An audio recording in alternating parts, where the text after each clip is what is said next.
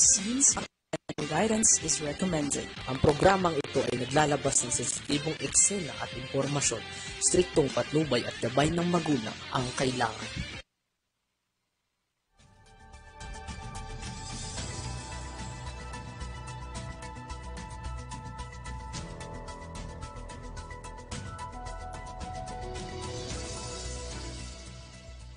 Okay, isang magandang araw po sa atin lahat. Ito naman po tayo sa ating balitang halian. At ito yung lingkod, Feli Codemus.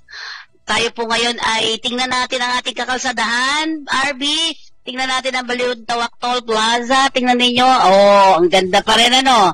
Diba? Ang Mapulang Lupa, Valenzuela, hindi masyado. Ang papuntang pa southbound, medyo kumukonti, dumadami yung mga sakay. Oh, merong isang sasakyan na medyo tumirik siguro ito, RB, yan. Dito sa ating Mapulang Lupa, Valenzuela, sana makatawag ng pansin ito sa ating mga patrol diyan. Ayan, yung gumona. Di ba? Ang Mindanao Toll Plaza naman, medyo papuntang northbound, ay medyo traffic na, bayaran kasi yan dyan sa RP. Ang May Kawayan, Bulacan, okay naman, passable po. Ang Bukawi Toll Plaza rin ay medyo northbound, medyo marami pero passable pa rin po. Ang San Fernando, ang bilis ng takbo, di ba? Ayan. Nako, hindi pa rin nakaalis sa Mapulang Lupa, Valenzuela. Ayan na. Go na siya. Ayan. Salamat. Mag-ingat na ha, yung mga mananakay, mag-ingat din. At lalong-lalo na dun sa mga magdadrive ng kanilang sasakyan. You have to clean very much. Okay? So, nakuha na natin ang ating mga ulo ng mga balita. DOH nagbabala versus Glutadrip. Okay, tax break sa e-motorcycle suportado ng Electric Vehicle Group. Sa BIPAR, Pinoy na mangingisda o nangingisda sa Scarborough Shoal, dumadami na. Di ba? Good news po yan. Samantala, 500 grocery discount ang senior PWD, posible ngayong Marso na, Romualdez. Meron tayong 500 grocery discount ka. Patuloy, tubig sa Angat Dam, patuloy ang pagbaba. Marikina LGU handa sa epekto ng El Nino. Tulak inaresto ng parak tepok sa komosyon. 500 e-modern jeepney galing sa Korea, aarangkada na. Sa kabuuan ng ating mga balita, muling nilinaw ng Department of Health, DOH, na hindi nila nire-rekomenda ang paggamit ng glutathione drip o injectable glutathione sa pagpapaputi ng balat, habang nagbabala rin ito na ang paggamit ng vitamin C injection ay maaaring magdulot ng kidney stones. Naintindihan ba natin? Kung mababalitaan po natin nung nakaraan, di ba, ang misis ng ating senator, di ba, medyo doon siya gumamit, yung pala medyo hindi maganda sa katawan natin, Inihayag din ng DOH kasunod ng viral na larawan ng showbiz personality na si Mariel Rodriguez habang nagpapadrip sa loob ng tanggapan sa Senado ng kanyang asawang si Senator Robin Padilla. Samantalang unang napaulat na glutadrip ang ginagamit ng aktres ngayon, ngunit malaunan ay nilinaw niya na vitamin C lamang. At ito'y kasabay ng paghingi ng sorry. Ayon sa DOH, mariin nilang tinututulan ang paggamit ng glutathione upang magpaputi ng balat. Paliwanag nito, ang injectable glutathione ay aprobado lamang ng Food and Drug Administration o FDA bilang adjunct treatment sa cisplatin chemotherapy at hindi para sa skin lightening. Gayunpaman, ang vitamin C injection ay maaaring mabuo bilang bato sa bato kung ang ihi ay acidic. Samantala, tax break, di ba? Nagpahayag ng suporta ang liderato ng Electric Vehicle Association of the Philippines o yung EVAP sa pagsasama-sama ng e-motorcycle sa pagkakalooban ng tax incentive sa ilalim ng Executive Order Number 12 na sumailalim sa mandatory review magmula noong February 21. Ayon sa Statistika Research and Department, ang Pilipinas ay may kabuuang 7.81 million registered motorcycles at tricycle na bumubuo sa karamihan ng motorista na gumagamit sa mga kalsada. Sa ilalim ng EO12 Series of 2023 ay binago ang tariff rates para sa ilang uri ng EVs at mga parts at component nito sa loob ng 5 taon upang makatulong sa pagsulong ng green transportation sa bansa. Gayunpaman sa kasalukuyan, hindi kasama ang e-motorcycle sa listahan ng EVs na nabibigyan ng tax break kaya pinapatawan pa rin ito ng 30% tariff rates at executive order ay kasalukuyang nirerepaso. Makaraang makabisa ito ng noong February 20, 2023. Samantalang isinusulong din ni Araga ang lokalisasyon ng e-motorcycle production at binigyan diin niya na kailangang tingnan ng pamahalaan ang win-win situation para sa mga producer at consumer ng e-motorcycle sa bansa. Samantalang ilang stakeholders ng EV industry ang umalma na maet sa puwera ang e-motorcycle sa initial implementation ng EO12 dahil hindi umano ito makatarungan sa riders. Ayon kay National Economic Development Authority Chief Arsenio Balisacan, ang pagrerepaso ng EO12 ay sa sentro sa pagtalakay sa pagkakaloob ng tax breaks sa e-motorcycles. Samantala, mas dumami ang mga mangingisda sa Bajo de Masinloc o Scarborough Shore matapos na mabigyan ng fuel assistance. Ayon kay Bureau of Fisheries and Aquatic Resource spokesperson Nazario Biguera, mula sa 21 barkong mangingisda, nasa 44 na ang barko nabigyan ng 44,900 litro ng diesel. Yun pala yun. At siyempre, 217 litro ng inuming tubig at 20 galon ng fresh water na isinagawang rotational deployment of BIPAR, ang Philippine Coast Guard sa Siol. Sinabi ni Briguera na ang pagdami ng mga mangisda ay indikasyon na marami pang isda ang maaaring mahuli sa Bajo de Masinloc.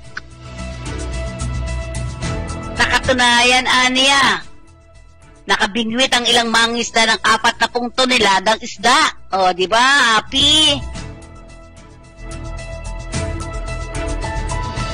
Ayon pa sa ulat kay PCG spokesperson for the West Philippine Sea, Commodore J. Tariela, na binuntunan ng Chinese Coast Guard ang BRP Dato Sanday upang pigilang makarating sa Bajo de Masinloc at hindi makapaghatid ng anumang mensahe kabilang ng automatic identification system. Posibleng ginawa ng Chinese Coast Guard ang jamming upang muling harangin ang barko ng bansang Pilipinas. Para naman sa mga seniors, makinig kayo ha sa mga seniors.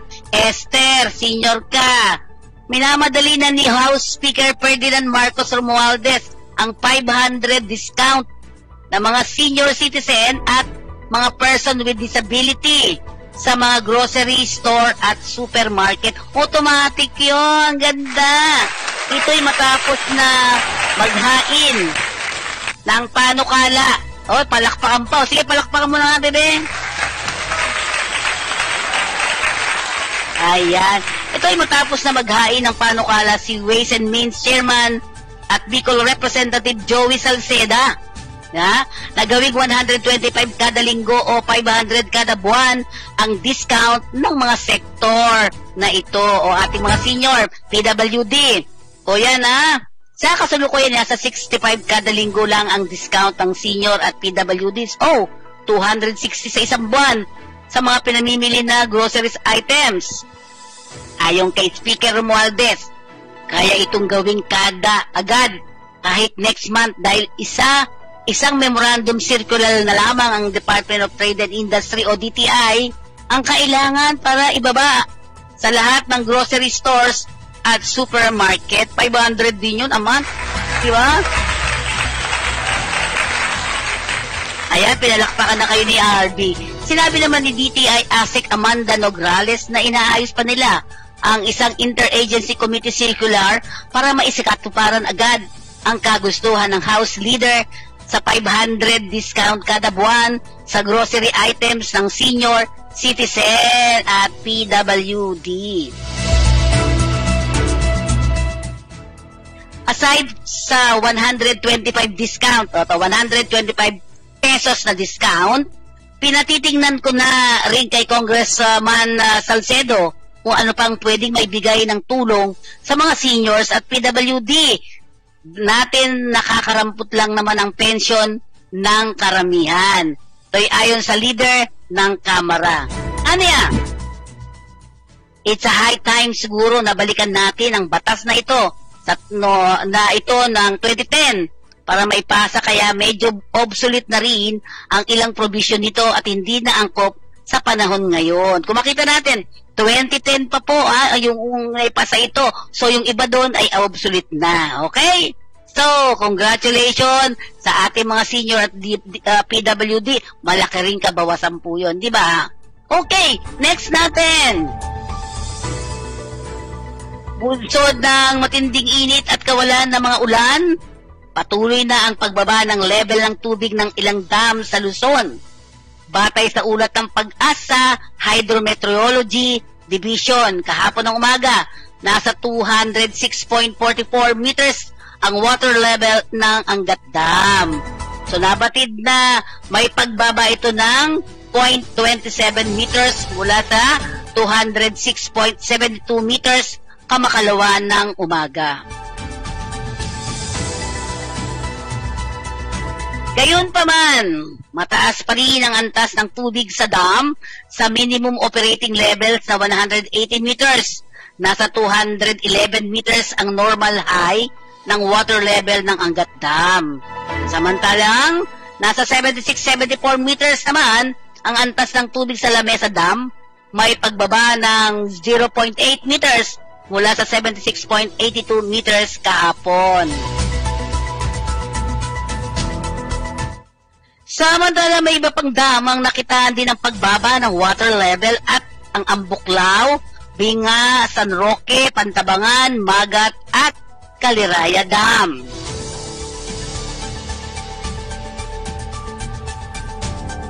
Tiniyak kahapon ni Marikina City Mayor Marcelino Teodoro na mayroon silang sapat na supply ng tubig upang mabawasan ang epekto ng El Nino sa inaasahang tatama sa ating bansa. Ayon kay Teodoro, handa sila sa inaasahang pagtama ng naturang phenomenon dahil meron silang mga water harvesting facilities sa mga pampublikong paaralan upang mag-imbak ng tubig ulan. Mayroon na rin sila aniya na 6 na deep well system na konektado sa Manila Water Company at handang magkaloob ng tubig sa mga residente. Samantalang matatandaan Enero, 19 ng lagdaan ni Pangulong Ferdinand Marcos Jr. ang Executive Order No. 53 upang streamline, i-reactivate at i-reconstitute ang mga dating El Nino Task Force sa ilalim ng EO No. 16. At Memorandum Order No. 38, una nang sinabi ng Weather Bureau sa Pag-asa na ang matinding epekto ng El Nino ay magpapatuloy hanggang sa katapusan ng Marso. Patay ang isa pang 2 tulak na inaresto matapos umanong atakihin sa puso sa gitna ng komosyon sa loob ng kanyang tahanan kamakalawa ng umaga sa Quezon City. Kinilala ang biktima na si Dexter Galban Rio Valdez, 40 years old at nakatira sa Joyful Street sa Sitio Veterans Barangay Bagong Silang, Quezon City. Batay sa investigasyon ni Police Sergeant George A. Calcuma ng Criminal Investigation and Detection Unit ng Quezon City Police District, nangyari ang insidente bandang alas 11:45 ng umaga ng Sabado sa loob ng tahanan ng naturang biktima. Ang operasyon ng pulisya ay nagresulta sa pagkakaaresto kina Rio Valdez at Angelo Buala Gultiano. Pero habang nasa kustodiya ni Rio Valdez ang naturang arresting officer ay nagkaroon ng komosyon kung saan biglang nawalang ng malay ang biktima. Agad namang isinugod ng mga pulis si Rosario Maclang General Hospital ang biktima, subalit ito'y binawian na ng buhay. Ayon sa attending physician na si Dr. Edric Albert Felix bandang alas 12:41 or 12:41 itong linggo ng umaga. Yan, February 25 yan. Sa itinatagawang cursory examination sa bangkay ng biktima, nadiskubring nagtamo ito na ang hematoma sa iba't ibang bahagi ng kaliwang mata.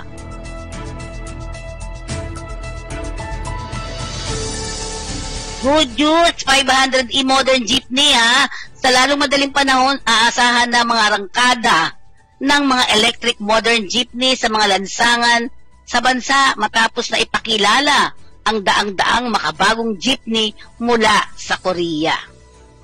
Kasunod ito ng paghayag ng tulong ni dating Ilocos Sur Governor Chavit Singson sa Liga ng Transportasyon at Operator sa Pilipinas o LTAP para pondohan ang e-modern jeepney. Sa ginanap na kapihan naman sa Quezon City, sinabi ni LTAP President Orlando Marquez na may sagot na sa kanilang problema sa PUB Modernization Program matapos na aprubahan ni Singson ang nasa 500 e-modern jeepney na galing sa Korea. Galing, di ba? Okay, so higit pa ni Marquez, hinihikayat na nila ngayon ang mga operators na kumuha ng loan program upang unti-unting mapalitan ang lumang unit at maiwasan ang paglala ng epekto ng climate change. Dagdag pa ni Singson, suportado niya ang anumang mga proyekto para sa kapakanan ng publiko at makatulong sa ating pamahalaan. Yan ang ating mga balita sa araw na ito. Tayo muna ay magpaalala mula sa ating himpilan. Okay, ang ating Sincerity Cafe and Restaurant na matatagpuan sa iba't ibang panig ng Kamaynilaan at dalawa naman sa Quezon City. Ang ating mga telephone number ay 8241-9990 and 8241-9972 para sa inyong mga catering. Baka gusto nyo po magpa-deliver. Apakasarap ng ang pinaka-number one dyan na masarap po sa Sincerity ay ang kalan chicken.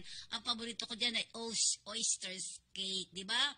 1956 pa ng itayo ng Pamilya Uy ang naturang Sincerity Restaurant na matatagpuan sa iba't ibang panig ng Kamaynilaan tulad ng 519 Quintin Paredes Street, Binondo, Manila. Meron din tayo sa 238 Banawi Center, Banawi Street, Barangay Manresa, Quezon City.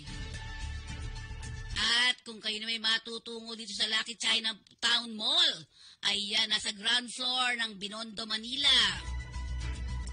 Meron din sa Unit 2, 285 Gibara Street, Corner Hardboard Street, Little Baguio, San Juan. Matungo naman kayo sa Robinson's Magnolia, Express Sincerity rin po ang naririyan. At ang SM Mega Mall sa Quezon City.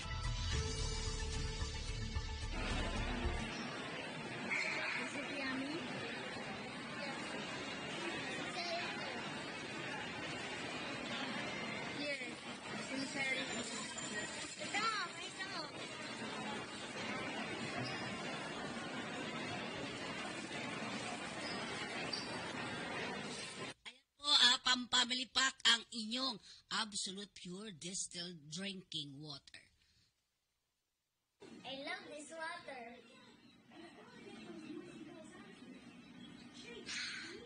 Thirst quenching. Ayan ang ating absolute pure distilled drinking water. May pang pamilya na, may pang sports pa, at pang personal. At para naman sa ating flag carrier ng Pilipinas, andyan po ang ating Philippine Airlines. Ayan, gustong-gusto pong sakyan yan ang ating mga elderly kasi safe ka na, safe and sound sa pagsakay at pagbaba ng ating flag carrier. Diba, kundi ang ating Philippine Airlines.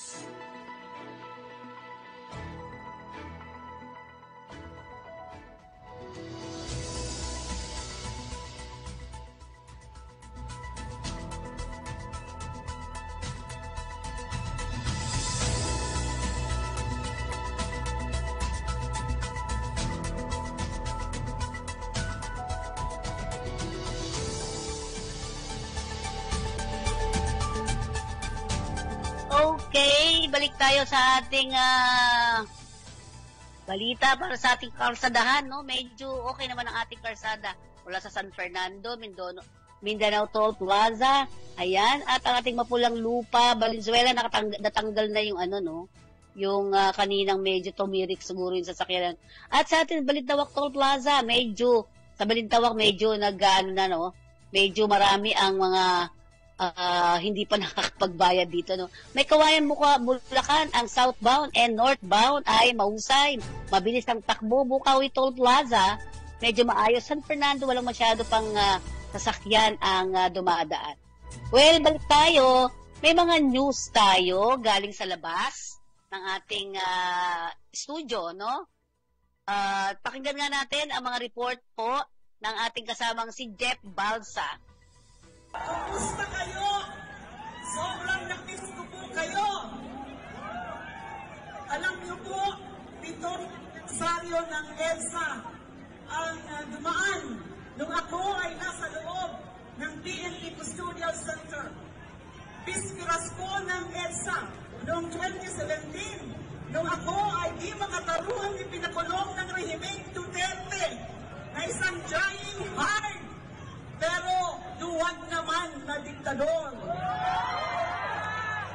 Kinikwento lang po sa akin ng aking mga staff, mga kaibigan at kakilala ng mga nag-a-attend doon ng rally na dahil daw malapit lang ang krame sa rally, linalakasan na lang ng mga nananawagan sa aking paglaya ang sigaw. Baka sakaling marinig ko sila. Nakakataba po ng puso. Hindi ko man yun narinig. Sobra ho ang pasasalamat ko sa inyong suporta. Hindi man ako naka-attend ng mga nakalipas na paggunitan ng EDSA, andyan lagi po ang pakikiisa ko po sa inyo. Isa lang ang ating mga pinaglalaban. Diba? Ngayon, patindi ng patindi ang mga propaganda para sirain ang diwa ng EDSA. Dahil alam nila buhay ang EDSA, hindi sila magtatagumpay sa kanilang mga agenda. Massive disinformation and historical revision aim to make it appear that the EDSA People Power Revolution was the cause of the country's suffering, thereby dishonoring the act of courage and sacrifices of many of our countrymen to end violence, to end corruption, to end tyranny. Sa lahat ng mga lumalapastangan sa diwa ng EDSA para isulong ang tsa-tsa, mangilabot naman kayo. Huwag niyong lasunin ang diwa ng EDSA. Huwag niyong lasunin ang isipan ng mga kabataan at na henerasyon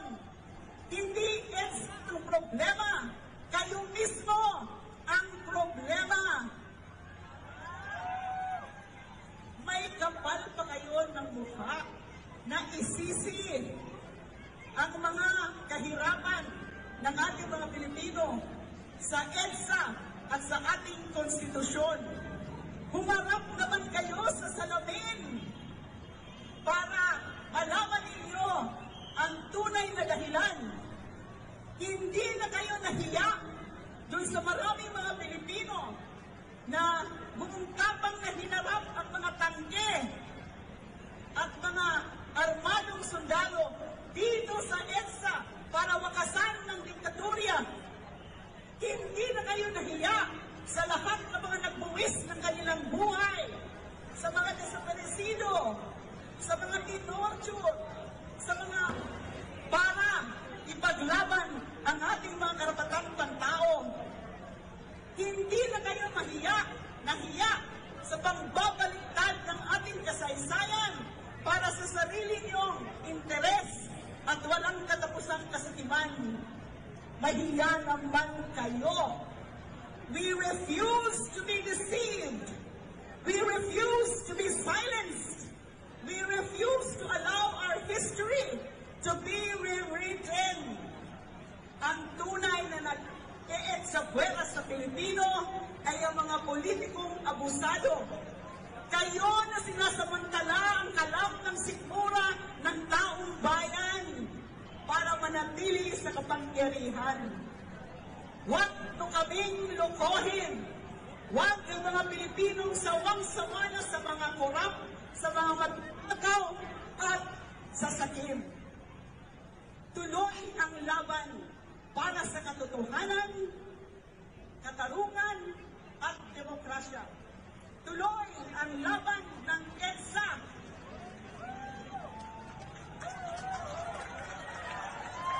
At biguin ang Chacha.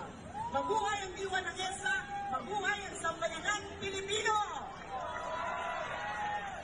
Mabuhay po kayo, Senador Laila de Lima.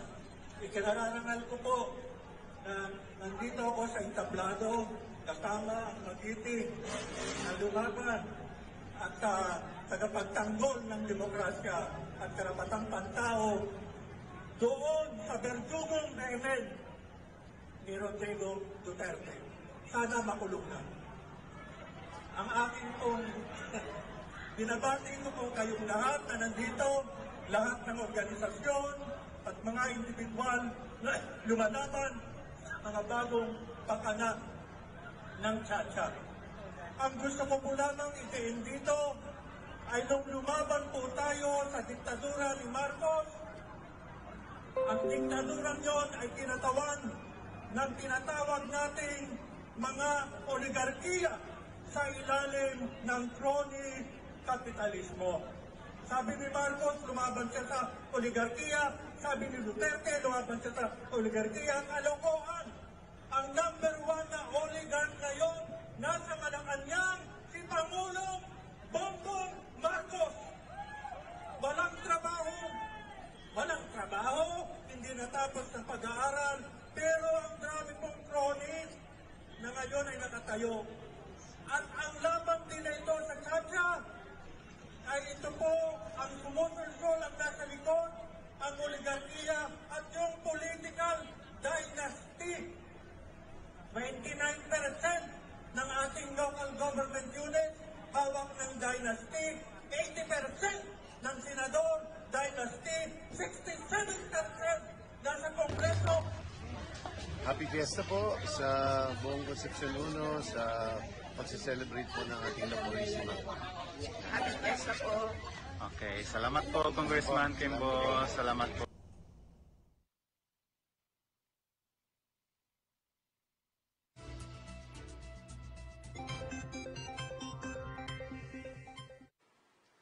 Magandang umaga sa inyong lahat mula sa Pag-asa Weather Forecasting Center. Narito nang lagay ng ating panahon ngayong araw nga ng Lunes, February 26, 2024. At sa ating latest satellite images, makikita natin na dalawang weather systems pa rin ang nakakaapekto sa ating bansa. Ang northeast monsoon o amihan ang siyang nakakaapekto, partikular na sa bahagi ng Luzon.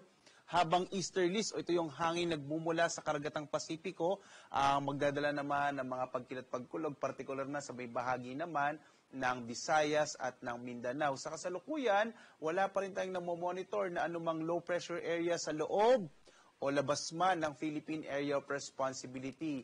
Posible hanggang sa pagkatapos ng buwan ng Pebrero ay wala tayong inaasahang bagyo na papasok o mabubuo sa loob ng PAR. At narito ang inaasahang magiging lagay ng panahon dito sa may bahagi ng Luzon.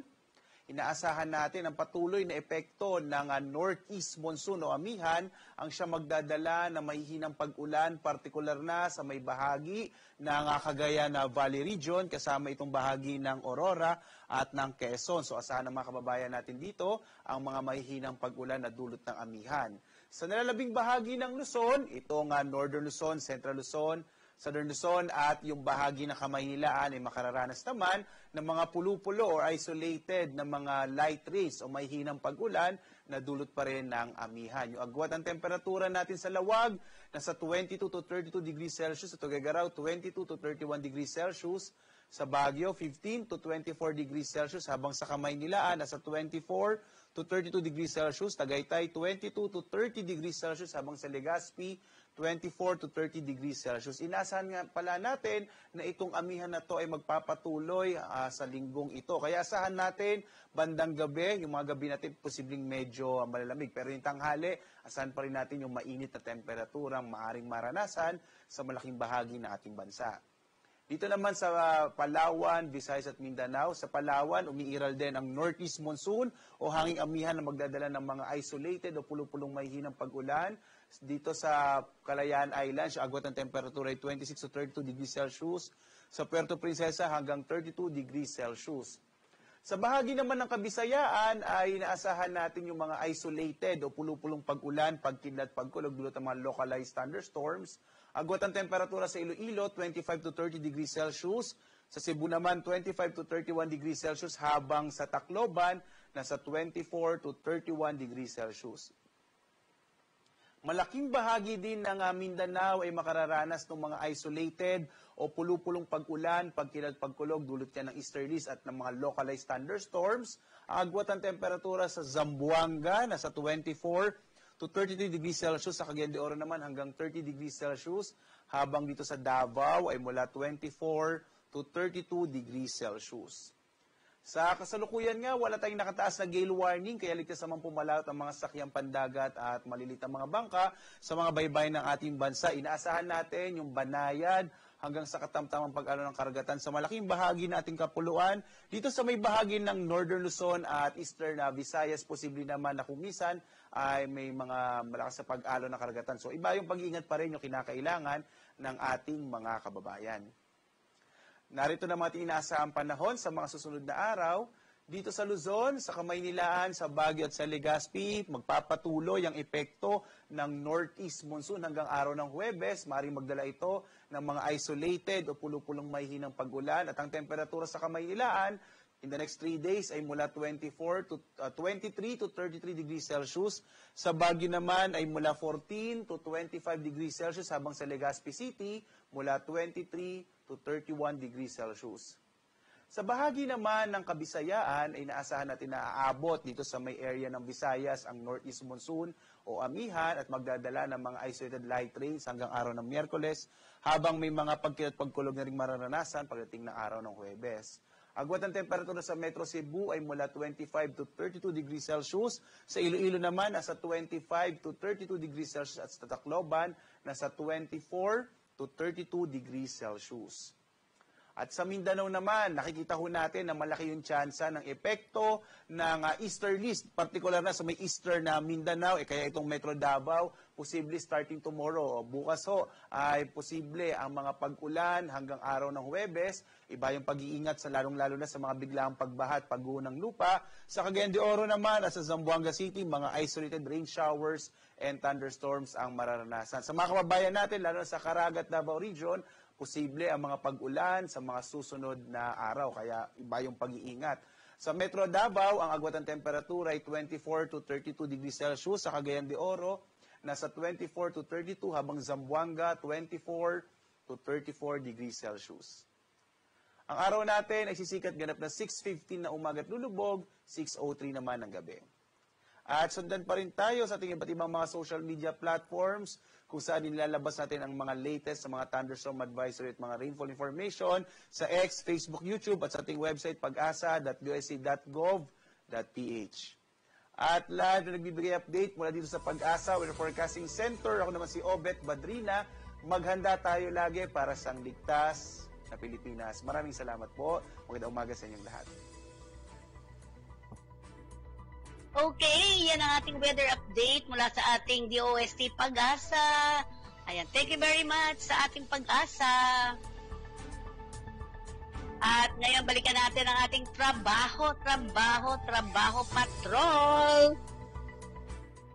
Ayan, ang iQuest po ay nangangailangan na naman ng 200 factory workers. Urgent na urgent po yan sa Taiwan. Ating iQuest, International Manpower Services. You can apply. Okay, March 6 and 7 po ang kanilang interview dates. Ayan, apply lang nyo ang EQ. Scan QR code po. Andun kayo mag-apply sa loob ng iyan. Ano po? Okay. Ayan po, pinapakita ni RB ang EQ. At ang ating iQuest offices ay meron po sila sa Maynila. Ito'y nasa Unit 302 hanggang 305 sa 410 Barred Mansion. Hashtag 1679A Mabini Corner, Malbar Street, Malate, Manila. And of course, meron sila sa Tapuac District, Dagupan City.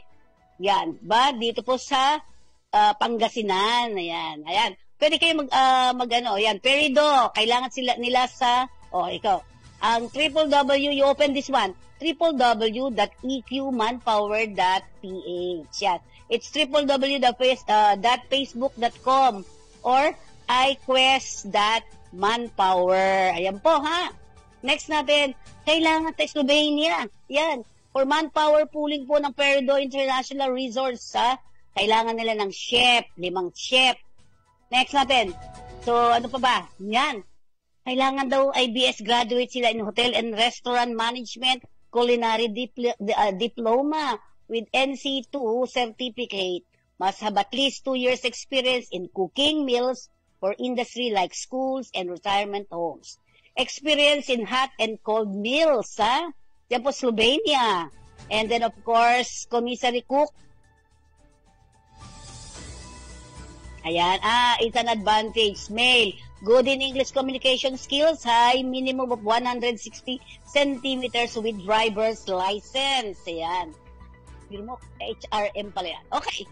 No walk-in applicants accepted. Wala pong tatanggapin na walk-in. They will only call you for qualified kayo. You can email, ito po, perido4hungary@gmail.com with email subject position. Ano bang ina-apply yung position dito sa Perido? Next natin. Ito, Mohelian Polska, Poland. Kailangan nila po sa Poland ng mga blaster painter. Abrasive yun, ha? Sa airless, industrial painter po ang kailangan nila.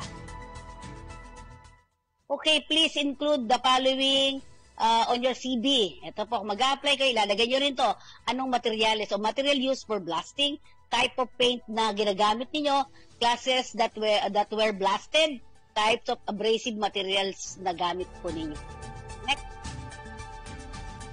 Skills and desired. Practice in area of new and repair activity on the following: ship, yan, industrial construction and building, with practice in blasting of offshore, subsea construction type, and wind energy sector.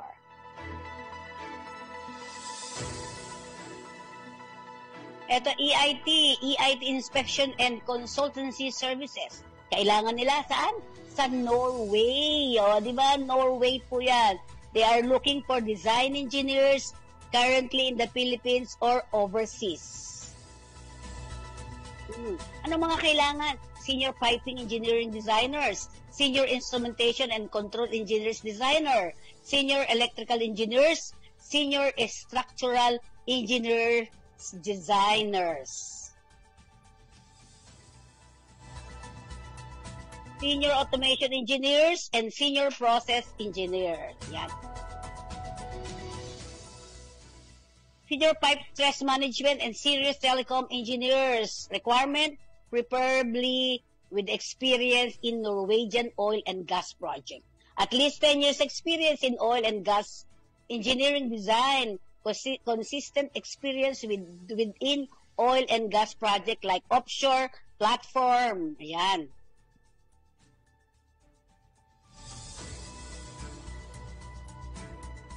Saan mag-a-apply? You can apply arms.lbsrecruitment.com.ph or apply MSD at e/recruitment.com.ph. Sino po siya? Si LBS. LBS Recruitment Solution Corporation na matatagpuan sa number 610 Gochanco Building, TM Calao Street, corner MY Orosa Street, Ermita, Manila. Ayan po ha. At sinasabi natin, lahat ng pinag-uusapan natin na trabaho dito, wala po tayong placement fee, processing fee. Lahat po yan ay libre. Okay, trade test in Jail, Manila Technical Services po ito. Sa may 946 Remedios Street, corner San Marcelino Street. Itong February 19, 20, 21, 22, 23, 24, and 26 last day ngayon, 26 ngayon, di ba? They need 300 welders. Yan, di ba? Saan pupunta ba? Sa Russia? Pupunta sila. Job opportunities in Russia. Okay. They need 300 welders. CSSS, P11, P9, ALO, and ER.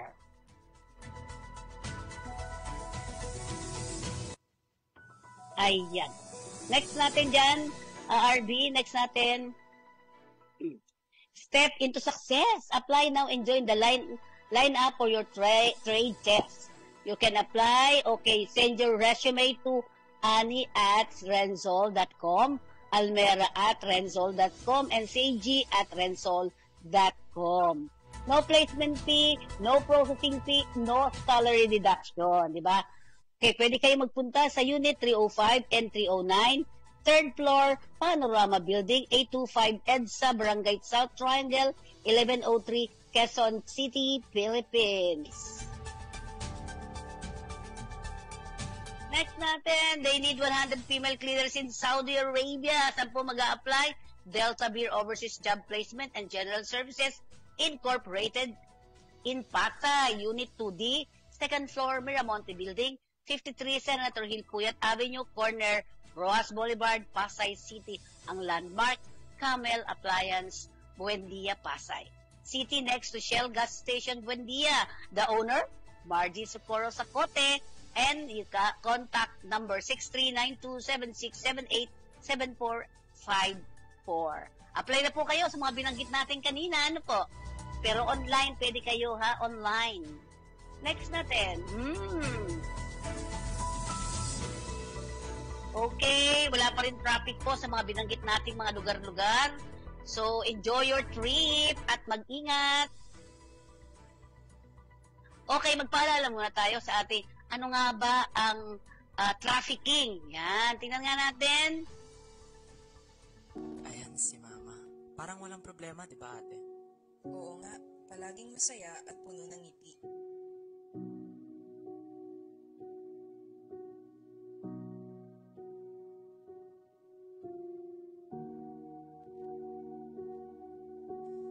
Pero ang hindi nila alam, ay handa siyang gawin ang lahat.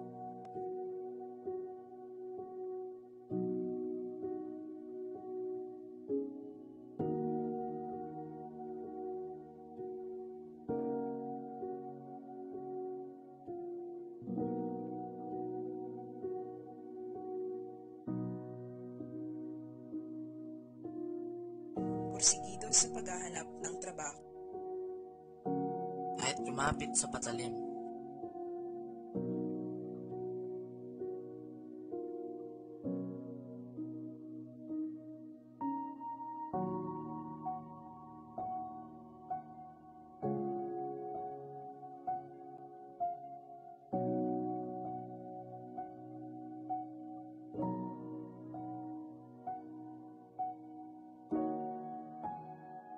Hanggang sa hindi na siya nakauwi.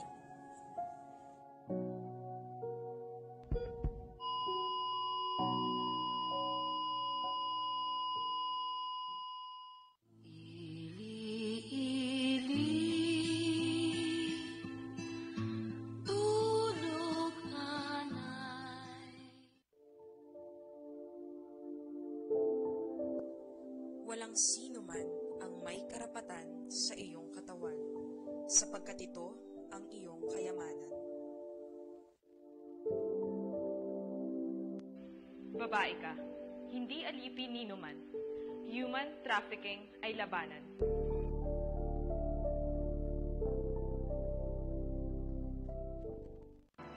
Ang human trafficking ay isang makabagong paraan ng pang-aalipin. Ito ay paglabag sa dignidad ng tao. Ito ay isang krimen. Ang human trafficking ay ang pagkuha at paglilipat ng tao sa pamamagitan ng dahas at panglilinlang upang pagsamantalahan sa paraang prostitusyon, pornografiya at iba pang uri ng sexual na pananamantala, pang-aalipin o sapilitang paninilbihan, mail order bride o pag-aalok ng kasal sa isang dayuhan at ng Filipina na may kapalit na bayan, pagtanggal at pagbebenta ng mga bahagi ng katawan, pagkuha at paggamit ng bata para sa ilegal na gawain, kabilang ang pagsali sa mga armadong pakikibaka, o pag-aampon ng bata upang sila ay pagsamantalahan. Sama-sama nating labanan ng human trafficking. Laban kontra human trafficking ay laban nating lahat. Tumawag o mag-text sa 1343 Action Line o dumulog sa anumang ahensyang miyembro ng Interagency Council Against Trafficking.